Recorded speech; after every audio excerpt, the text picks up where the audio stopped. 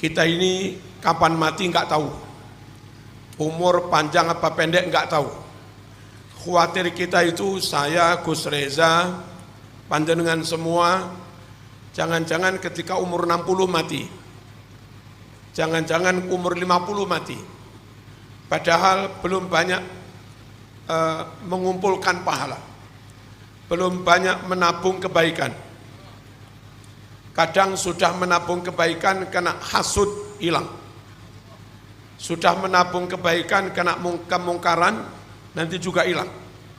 Sudah menabung kebaikan mencibir orang lain, menghina orang lain, mengumpat orang lain juga hilang.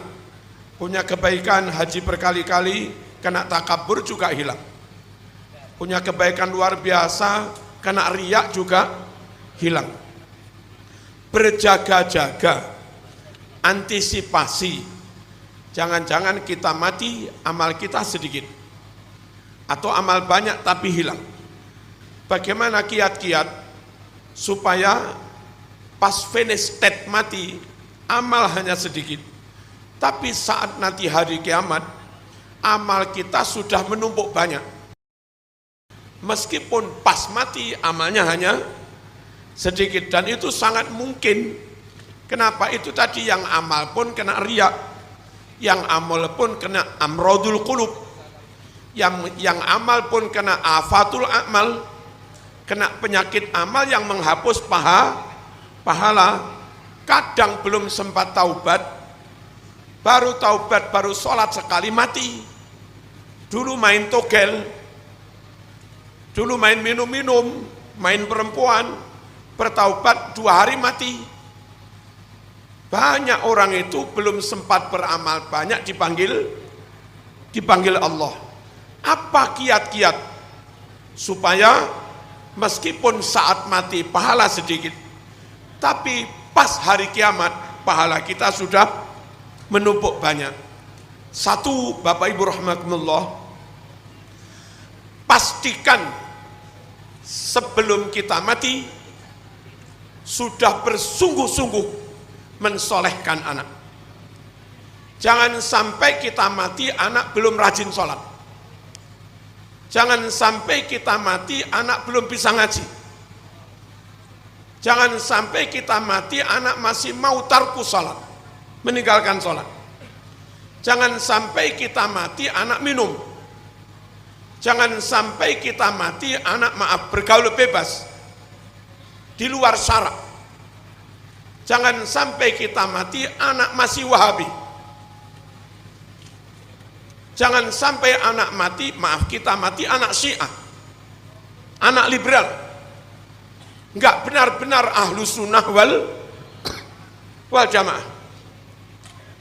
Kalau kita mati, anak mau 2, 3, 5 plus menantu, semuanya ahlu sunnah wal jamaah. Semuanya muhafidun ala salawatil khams.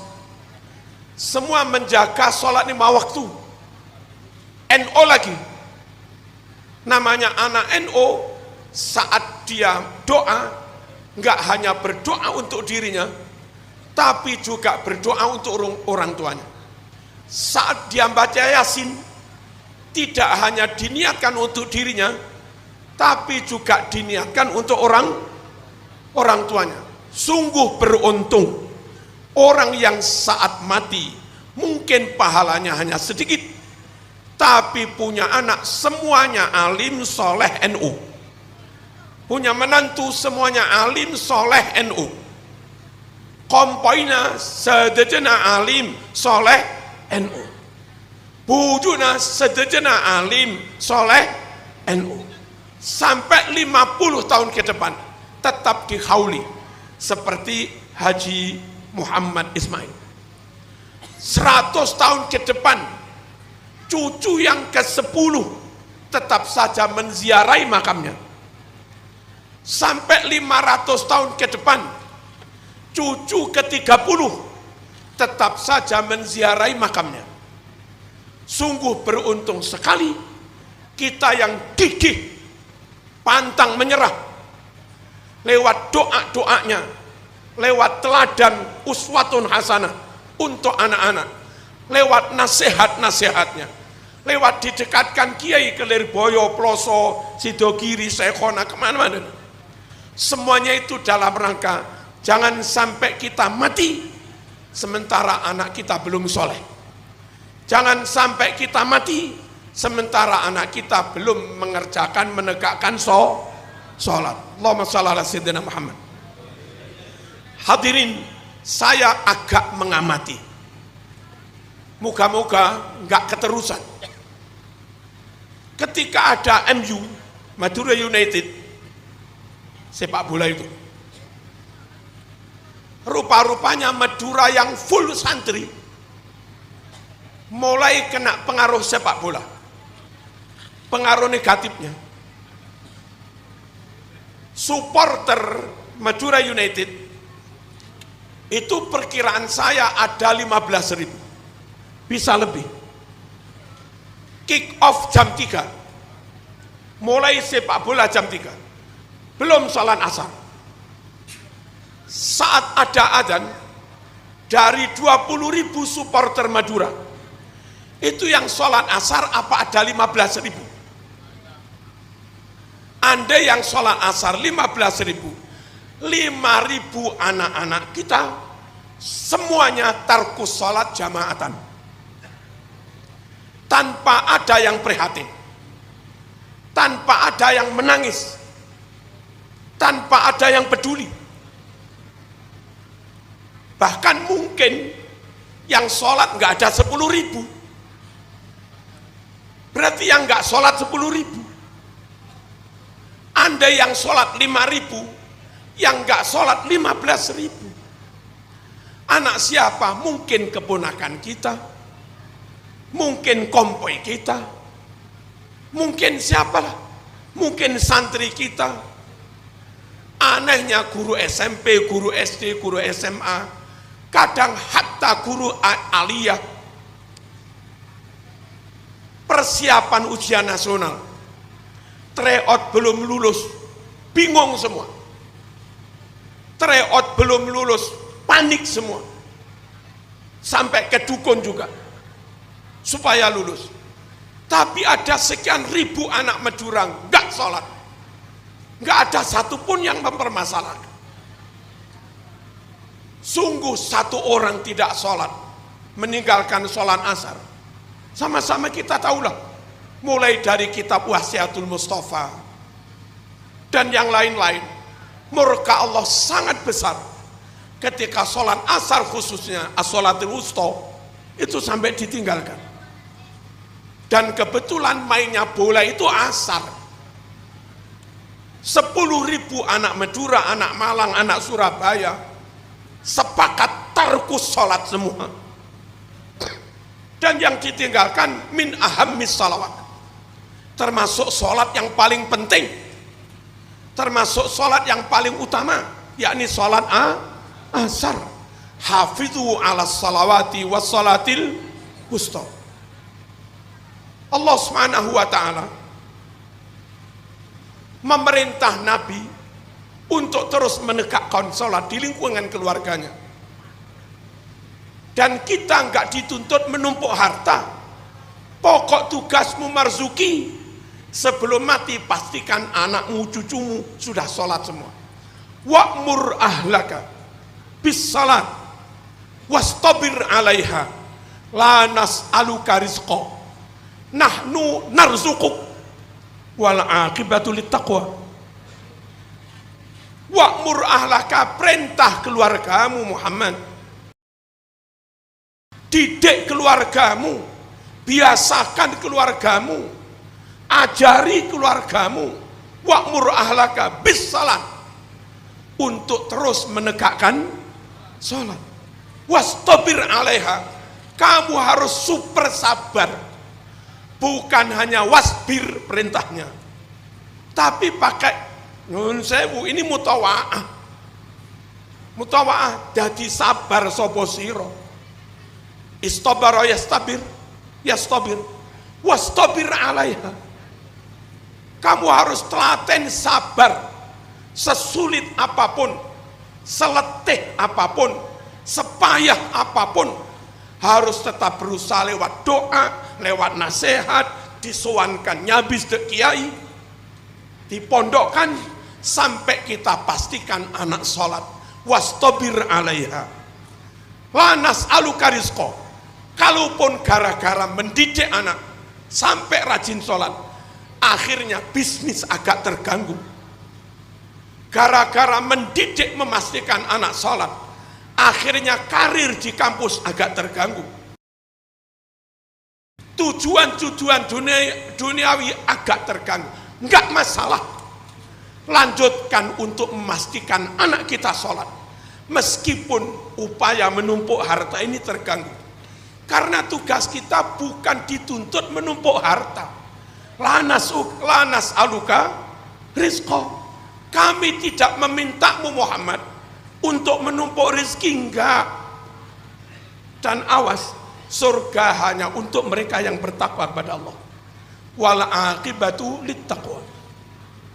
Kepingin pas mati meskipun pahala sedikit, tapi kelak hari kiamat pahala sudah menumpuk menggunung, maka pastikan anak kita sholat, pastikan anak kita ahlus sunnah wal jamaah. Mengapa saya harus tambahi ahlus sunnah wal jamaah? Nahdlatul Ulama, rajin sholat sekalipun, rajin doa sekalipun, kalau dia Wahabi hanya beramal soleh untuk dirinya,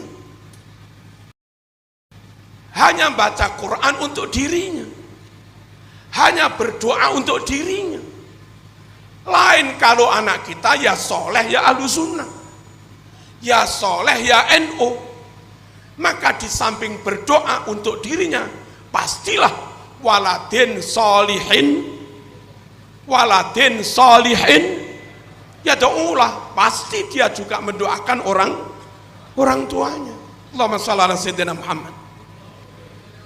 Mereka teman-teman sahabat di luar NU seringkali kalau sambutan dalam kematian ndonga dewe-dewe, apa ini,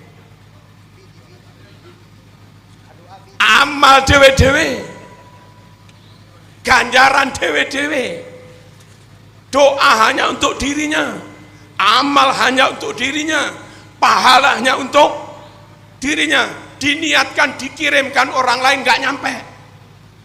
Kalau anak kita kayak begini, rugi kita memondokkan. Sampai Arab, sampai mana, habis puluhan juta, ternyata saat berdoa hanya berdoa untuk dirinya.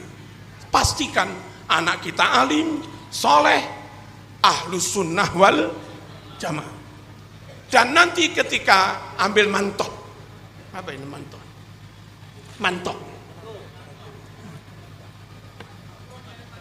nyare mantok, ya. Mau kaya, mau tidak miskin, yang penting NU. Mau kaya atau tidak miskin, pada.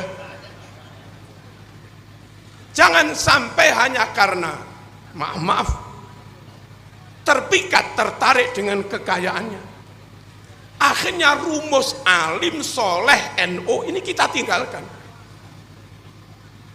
Kami tempo hari pernah diundang acara reuni keluarga, ngobrol, rokok, ngopi begini. Saat acara dimulai, saya pegang mic, mulai ila hadrati. 1-2 orang-orang ini keluar. Saya tersinggung. Apa salah saya? Wong tadi ngobrol enak-enak, begitu dimulai malah keluar. Itu cucunya, menantunya. Saya tanya, apa ini? Tak pada gini kamu kita NU nih kah? Wahabi. Nyata ini, nyata. Harta warisan dia terima. Rumah dibangunkan orang tua dia terima. Giliran mendoakan orang tua keluar. Sungguh anak harus alim soleh NU, menantu pun harus NU. Jangan sampai tidak tidak NU. Gara-gara punya menantu tidak NU, posisi anak kita putri kalah dengan suami. Habis wudhu dipegang, nangis dia. Putri kita yakin itu batal, suaminya nggak batal, pegang lagi, nangis. Nanti saat menyekolahkan anak, cucu kita kan anaknya, anak kita kepengen TK Musliman NU, anak kita kepengen RA Musliman NU, tapi menantu sampean yang nggak NU itu pilih sekolah yang lain. Begitu juga SD-nya. Dari satu menantu ini lahir cucu 5 tidak NU semua. Dari cucu 5 lahir buyut 25 tidak NU semua. Sungguh rugi kita tinggalkan warisan untuk mereka karena mereka nggak mau mendoakan orang tuanya. Allahumma shalli ala sayyidina Muhammad. Dan setelah dinikahkan, barangkali anak atau menantu jadi dosen ITS, dosen UNER, UINSA, atau apa? Bengkalan namanya UTM, kok ATM, UTM. Mohon orang tuanya kalau membelikan rumah di lingkungan kampus, pastikan setelah diteliti, diperiksa lingkungan yang kita akan beli rumah di situ, itu lingkungan rumah yang maaf masjidnya NU, ada beduk, ada mimbar, ada tongkat, ada TPQ, ada manakib, ada yasin. Jangan ngawur. Kita nggak bimbing anak NU, menantu NU, beli rumah sendiri di Citraland, harganya 2 miliar, nggak ada masjid, nggak ada musola, yang ada gereja. Setiap saat dengar kelonteng. Bahaya. Anak cucu hidup di lingkungan kayak begitu, puluhan tahun nggak pernah dengar adzan, bahaya. Puluhan tahun nggak pernah dengar manakib, sholawat tiba, terus apa? Simtuduror tahlil, bahaya. Nah, kadang kita ini gaya sok modern. Oh, anak kami di Citraland. Oh, anak kami di apa? Padahal lingkungan itu sama sekali jauh dari syariat, jauh dari kategori Islami. Atau ada masjidnya tapi Wahabi. Anak cucumu bertahun-tahun hidup di situ. Mau alumni Ploso, Lirboyo, Sidogiri. Kalau nyatanya 50 tahun hidup di situ, setiap taraweh 8, nanti pulang ke Sampang ya 8. Setiap subuh tanpa kunut, 50 tahun di perumahan begitu, pulang ke Sampang kunutnya ya hilang. Hari-hari 5 waktu diimami tanpa basmalah, meskipun alumni pondok salaf. Pulang ke sini lama-lama bismillah nak disolehkan ala thariqati nahdlatul ulama. Yang kedua dicarikan menantu yang sama-sama nahdlatul ulama. Kalaupun bikin rumah untuk anak, teliti lingkungan oke, NU, banyak manakib, ada pengajian, ada maulid, kiainya juga dekat, beli di situ.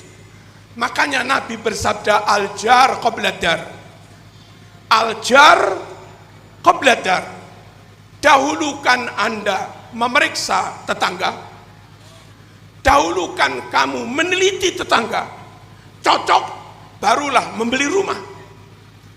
Jangan beli rumah dulu baru melihat tetangga, salah. Terlanjur beli rumah ternyata banyak anjing, Apa susah. Terus soal lingkungan kerja, mau di Freeport, mau di Pertamina, mau di mana-mana, mohon kira-kira kalau kerja di situ dengan gaji 50 juta kula syahr, dengan gaji 60 juta kula syahr, akidah anak kita selamat apa enggak? Kalau anak kita keterima di Freeport, ngebel dulu sama Gus Reza. Gus mungkin punya kenalan di Papua, di Timika. Tolong dong kenalkan anak saya dengan ketua PTNU Timika. Kalau itu bisa, is okay, fadol. Kerja di Freeport, gaji 50 juta, sekaligus masuk pengurus PCNU di sana, selamat. Tapi kadang orang nggak mikir begitu. Begitu ada janji 50 juta, berangkat sudah. Setiap sholat tanpa wirid, setiap subuh tanpa kunut, kerja di Freeport sampai pensiun 30 tahun, abalik dek Sampang, berubah sudah. Hilang sudah. Paham nih Kang? Mohon, ayo kita kejar dunia, boleh. Tapi jangan sampai ke NU-an, Ahlus Sunnah wal Jamaah, sholat, jangan sampai itu ditinggalkan. Dan sekali lagi mohon maaf, kita itu begini, ada titik-titik rawan masyarakat meninggalkan sholat. Satu, sepak bola. Yang kedua, musafir. Jarang sekali musafir itu menjaga sholat. Kereta api dari Malang Matarmaja, kira-kira 10 rangkaian gerbong, per gerbong 80 orang, berarti 800 penumpang, berangkat dari Malang sampai Gambir Jakarta. Itu kalau saatnya sholat. Yang sholat per gerbong, satu gerbong 80, yang sholat nggak ada 10. Mereka jilbaban, mereka kadang sudah haji abah, sudah haji umi sudah,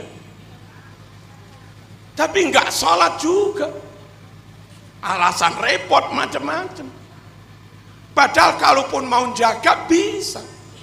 Saya biasa pergi kok.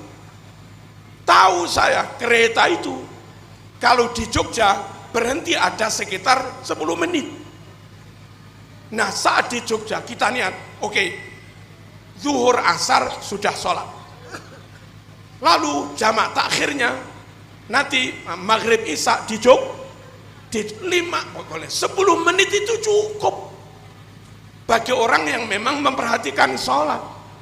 Sebelum kereta berhenti kita sudah wudhu, maaf, di kamar mandinya kereta itu. Begitu berhenti, isya 2, maghrib 3, hanya 5 rakaat, itu 6 menit selesai. Idza sahhatin niyat wa sabil. Asal ada niat, Allah memberi jalan. Perkara kita nggak ada jalan, susah repot ya. Emang nggak niat. Yang repot lagi perjalanan umroh, yang sholat nggak ada 50%. Di pesawat itu loh. Kru pesawat mengumumkan para jamaah masuk waktu subuh. Itu yang bangun sholat nggak ada 50%. Pura-pura tidur. 1 jam berikutnya diumumkan para jamaah mohon kerjasama, meja dikeluarkan, kru kami akan bagi sarapan pagi. Aja kekabi pun. Kenapa diumumkan sholat subuh nggak ada 50% yang sholat? Lalu diumumkan lagi, insya Allah setengah jam lagi pesawat akan mendarat di Juanda. Mereka yang belum sholat, maaf, belum cebok juga, masih peper, istinja tok, istijmar tok, masih kotor sini.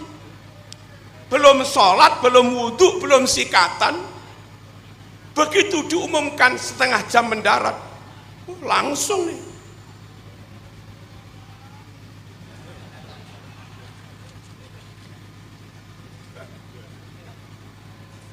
Begitu pentingkah berdandan wajah untuk ketemu sang keluarga penjemput, sementara hati masih buram dan belum sujud subuh. Mestinya kalaupun belum sholat subuh, merasa salah lah, merasa dosa lah. Turun di bandara, ngetok paspor selesai, segera nyari toilet, bersuci, segera nyari musola, sholat subuh meskipun kodoan, baru setelah itulah persiapan ketemu yang jemput gitu loh. Cantik batin juga cantik hati. Jamaah umroh saja nggak jaga sholat, apalagi orang awam. Allahumma shalli ala sayyidina Muhammad. Titik rawan meninggalkan sholat juga ziarah Wali Songo. Saya NU nggak nentang ziarah, tapi mbok yo dipikir nanti sholatnya di mana. Dari awal di random itu sudah ada. Nanti insya Allah kita akan jamak takdim duhur asar. Nanti di Cirebon misalnya, di masjid ini terencana dengan baik. Nanti kita akan jamak takhir maghrib isya di sini terencana dengan baik. Dan ustadz yang membawa jamaah Wali Songo ini mohon meneliti jamaah satu persatu. Kalau ada yang nggak sholat, mohon didatangi. Kenapa pun nggak sholat? Rukuh kami najis. Ibu-ibu mohon ziarah wali 6 hari, bawa baju 12, persiapan ganti baju. Kenapa bawa mukna hanya 1? Dan ketika mukna satu najis, nggak sholat. Harusnya kalau untuk persiapan ganti baju, bawa baju sampai 12, setidaknya bawa mukna 4 atau 5 lah. Berangkat sampai pulang tidak pernah meninggalkan sholat.